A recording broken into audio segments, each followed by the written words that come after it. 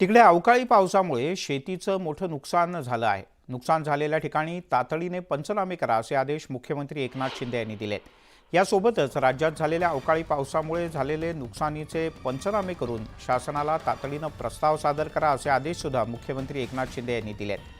अवकाळीग्रस्त जिल्ह्याच्या जिल्हाधिकाऱ्यांना मुख्यमंत्र्यांनी हे तातडीने आदेश दिले। दुसरीकडे अवकाळी पावसाच्या संदर्भात जिल्हाधिकाऱ्यांना सूचना दिल्या असून शेतकऱ्यांना वाऱ्यावर सोडणार नसल्याचं उपमुख्यमंत्री देवेंद्र फडणवीस यांनी म्हटलंय।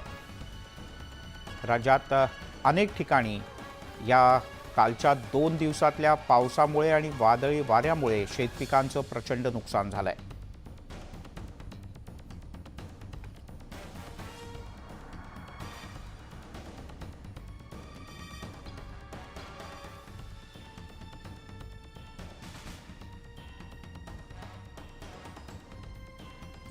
अवकाळी पावसाच्या बाबतीमध्ये जे काही गारपीट आणि अवकाळी पाऊस झालेला आहे त्यामध्ये नाशिक आहे, नगर आहे,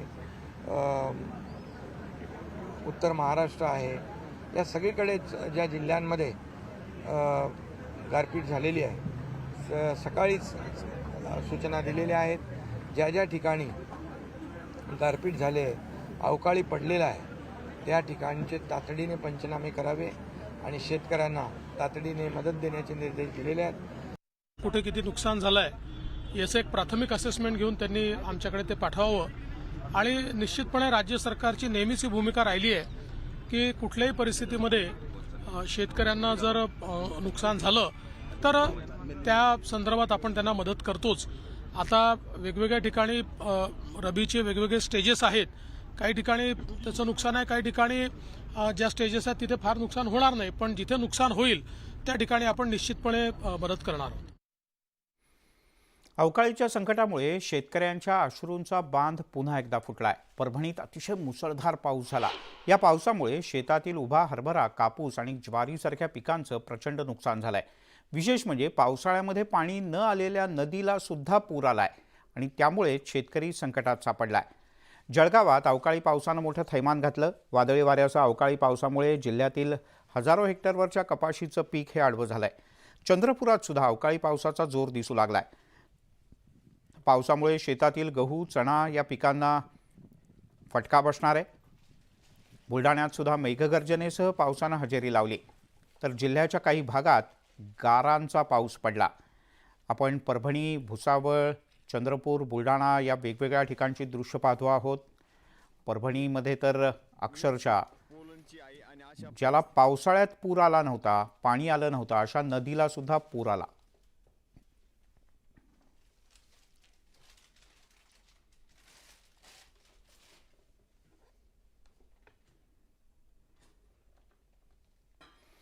अवकाळी पावसामुळे अहमदनगर जिल्ह्यातल्या पारनेर तालुक्यातील पणोली या गावातल्या शेतकऱ्यांचं प्रचंड नुकसान झालंय। यवतमाळमध्ये अवकाळी पावसानं कापसाच्या पिकाचं मोठं नुकसान झालं। शेतकऱ्यांच्या हातातोंडाशी आलेला घास पावसानं हिरावून घेतला।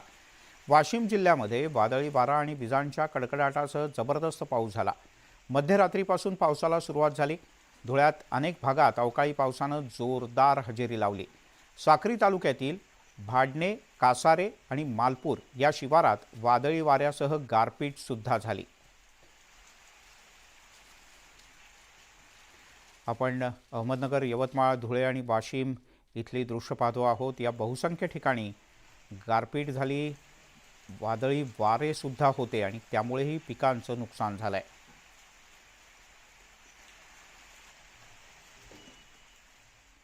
इकडे खानदेशात नंदुरबारच्या नवापूरमध्ये अवकाळी पावसामुळे शेतकऱ्यांचं अतोनात नुकसान झालंय। नवापूर तालुक्यातल्या शेतकऱ्यांनी कापून ठेवलेल्या भाताच्या पिकाचं या पावसानं होत्याचं नव्हतं केलंय। तसंच काही पिकं अवकाळीनं आडवी झाली आहेत। काढणीला आलेली पिकं अवकाळीनं हिरावल्यानं तातडीनं पंचनामे करून शेतकऱ्यांना मदत मिळावी अशी अपेक्षा व्यक्त केली जाते।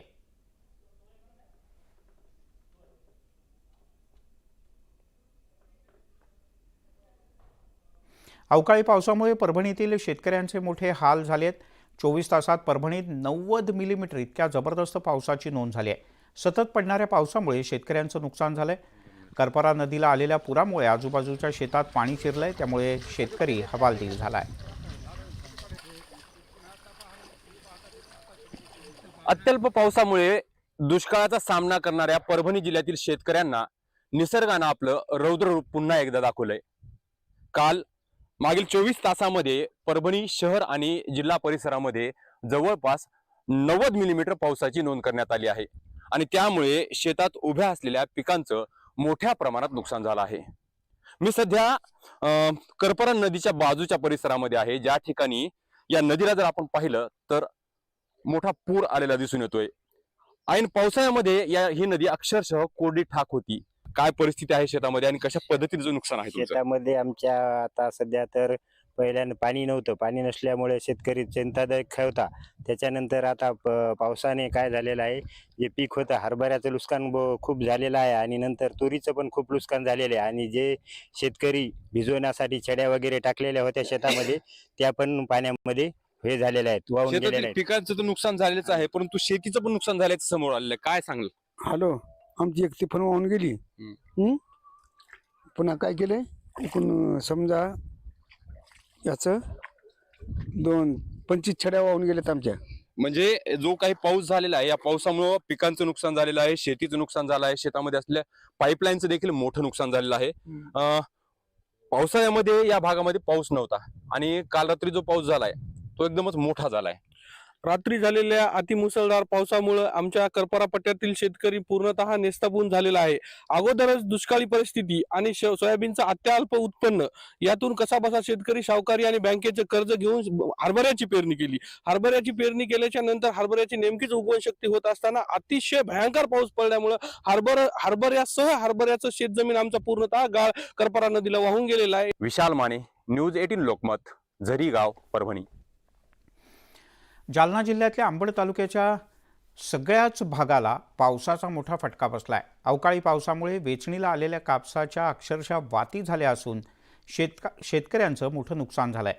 तर ज्वारी आणि तूर पिकंसुद्धा उभी पिकं आडवी झालेत. नुकसानीचे पंचनामे करून मदत हवी अशी शेतकऱ्यांची कळकळीची विनंती आहे.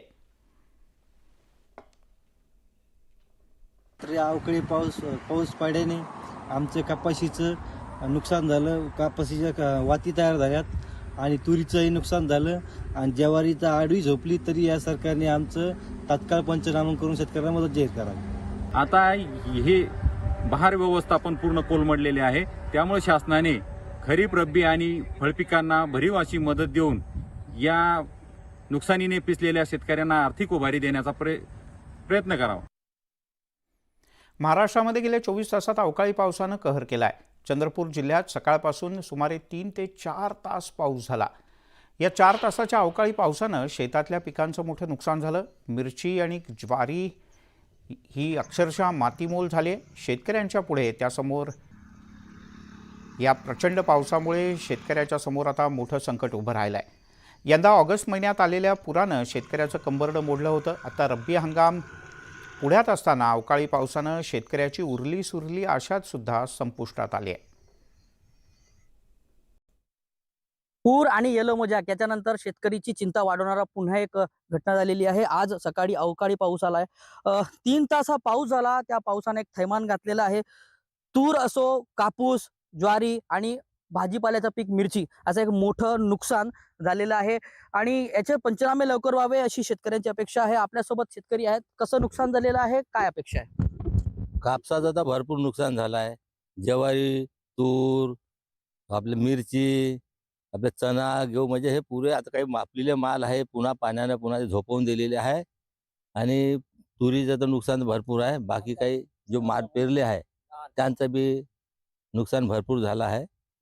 एवढीच आमची अपेक्षा आहे का तुम्ही पंचनामा करून जो बी आहे काय करून थोडं कास्तकाराला लवकर मदत करावी, हेच आमची विनंती आहे. शेतकऱ्यांची विनंती आहे की लवकरात लवकर पंचनामे यावे आणि आता पुन्हा येलो अलर्ट दिलेला आहे. गारपीट येऊ शकते, त्यामुळे पुन्हा एक मोठं संकट शेतकऱ्यांसमोर उभं राहू शकतं. हैदर शेख, न्यूज 18 लोकमत, चंद्रपूर. काल रात्री झालेल्या पावसामुळे मराठवाड्यातल्या काही भागात शेतीचं प्रचंड नुकसान झालं. जोरदार पाऊस आणि सोसाट्याच्या वाऱ्यामुळे अनेक ठिकाणी पिकं आडवी झाली. संभाजीनगरमध्ये ग्रामीण भागात शेतपिकांचं मोठं नुकसान झालंय. ज्वारी, हुरडा आडवा झालाय. खरीप हातचा गेल्यानं रब्बीकडून शेतकऱ्यांना मोठी अपेक्षा होती, मात्र अचानक आलेल्या या अवकाळीनं मोसंबी, हरभरा आणि कपाशीचं प्रचंड नुकसान झालं आहे.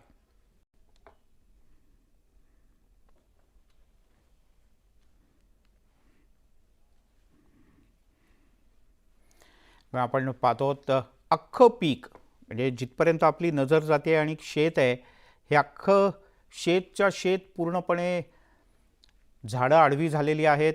हे हरभऱ्याचं पीक आहे, त्याच्यानंतर ज्वारी आहे. ज्वारीची कणसंसुद्धा यामुळे तग धरू शकणार नाहीत. कणसं कशाला तग धरतील, कारण हे झाडच उभं राहू शकत नाही आता. काल रात्री अचानक झालेल्या पावसामुळे राज्यभरामध्ये पिकांचं फार मोठ्या प्रमाणात नुकसान झालं. खास करून मराठवाड्याला जास्त फटका बसलेला आहे, कारण ज्वारीचं फार मोठ्या प्रमाणात नुकसान झालेलं आहे. मी सध्या गंगापूर तालुक्यामध्ये आहे आणि गंगापूर तालुका हा सुरती हुरडा, गुळभेंडी हुरडा उत्पादन करण्यामध्ये अग्रेसर राज्यामध्ये, आणि या ठिकाणी हुरड्याचे काय नुकसान झालेले मी दाखवण्याचा प्रयत्न करतो. आपण बघतोय की जवळपास गंगापुरातील सगळ्याच हुरडा उत्पादक शेतकऱ्यांचा हुरडा आडवा झालेला आहे, पूर्णपणे शेती नष्ट झालेली आहे. बघतोय आपण की एक एक पीक जे आहे जवळपास किती मोठं होतं बघा. हे एवढं मोठं झाड होतं, मात्र सोसाट्याच्या वाऱ्यामुळं ते असं आडवं झालेलं आहे आणि पूर्ण शेती जी आहे पूर्ण नुकसान झालेली आहे. काल संध्याकाळी चक्कर मारून गेलो होतो, पण रात्री इतका भयंकर पाऊस आला का अक्षरशः स्लॅबवरती पण घरामध्ये दणदण आवाज येत होता. आणि सकाळी येऊन पाहिले सगळ्यांचे फोन आले का पूर्ण आमचे जे दहेगाव, बंगला, नरसापूर आणि सारंगपूर गावे, तिन्ही गावामध्ये आमच्या पूर्ण महाराष्ट्रात इथून हुरडा जातो. तर सगळ्यांचाच फोन आला की आपला पूर्ण हुरडा जमीनदोस्त आला. तर येऊन पाहिलं तर हा हुरडा तर कुठल्याच कामाचा नाही. नेमके आता याचं हे पण नाही होणार, चारा पण नाही होणार. चारा पण नाही होणार. आता याच्यामध्ये ऍक्च्युअली एक फुटापर्यंत पाय जातो ना. आता हे बघा पूर्ण याचे दाणे वगैरे काहीच निघणार नाही याच्यातून. हा पूर्णपणे आता याच्यावरती आपण औषध फवारणी जरी केली तर आज उद्या परत पावसाचा खूप मोठा अंदाज आहे जबरदस्त. आणि जर पाऊस जरी पडला ना, आपण परत 1-2 दिवसांनी जास्त धुळे आली, धुक्का पडलं, तर त्या धुक्यामध्ये पूर्ण सडून जाणार आहे माल. आता हे शेत काहीच कामात नाही. हा 100% हुरड्याचं 20-25 वर्षानंतर पहिल्यांदा असं नुकसान झालं. एवढं किती शिवारात हुरडा असेल? हे जवळपास 1000 एकरच्या आसपास आमच्या कोट्यावधीचं नुकसान. हो. शहरात ऊसाचा पण कडलं सध्याला आता आमच्याकडे सगळं फॅक्टरी आहे. आता ऊस तोडण्याला पडलेला तो तोडता येणार नाही. कापूस थोडाफार बाकी होता फुटात होता, तो पण सगळा कापूस याचा आलेला आहे, तो पण सुद्धा वाती झाला. तो पण कापूस म्हणजे ते असल्यानंतर त्याला मार्केट राहणार नाही. आता हे ज्वारीचा विषय असा आहे, जर दाणे गेले, चारा विकतो 3000 रुपये शेकड्याने, हा सुद्धा पूर्ण आणखीन एक जर पाऊस पडला तर पूर्ण चढून जाईल. हे कामाचंच नाही. तरी शासनाने याची दखल घेऊन लवकरात लवकर प्रशासनाला आदेश देऊन याचे पंचनामे करून शेतकऱ्याला काहीतरी नुकसान भेटलं पाहिजे, भरपाई भेटली पाहिजे, कारण जेणेकरून त्यांचा काही उदरनिर्वाह होईल. सुधीर जाधवसह सिद्धार्थ गोदाम, न्यूज 18 लोकमत, गंगापूर.